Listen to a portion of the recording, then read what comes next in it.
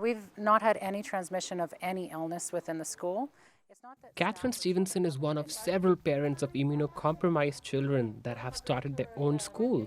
It's called Art Cooperative School, which stands for At Risk Together.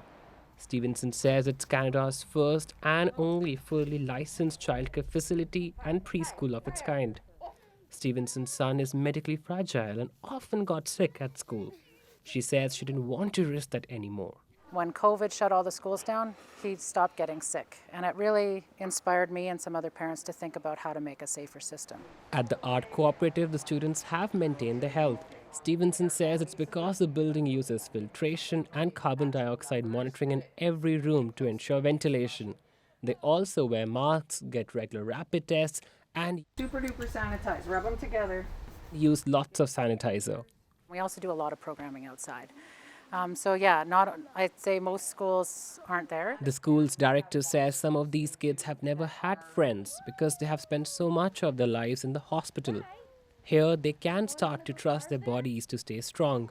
If they have an immune compromisation that causes them some kind of physical grief, realizing that your body is still a good place to be is a tough thing for a kid.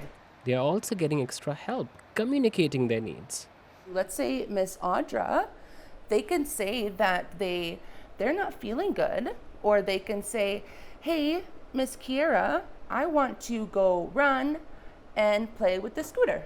These families say there's a huge need for safe spaces like this within the city and that the idea can be replicated, but access is limited. A family in the north says it has resorted to homeschooling to keep their kids healthy and safe. It's like you're learning in a fun way. Back in Saskatoon, Gabriel Wheeler loves his new school. His 3-year-old sister Elise has underlying health conditions.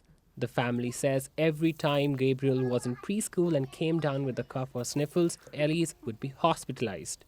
I would like to see regular schools think about accommodations for kids who have underlying health conditions. So I would like to see an investment in ventilation, proper ventilation. Stevenson says she shares those concerns and says Art's eventual vision is to set up an entire school. Pratyush Dayal, CBC News, Saskatoon.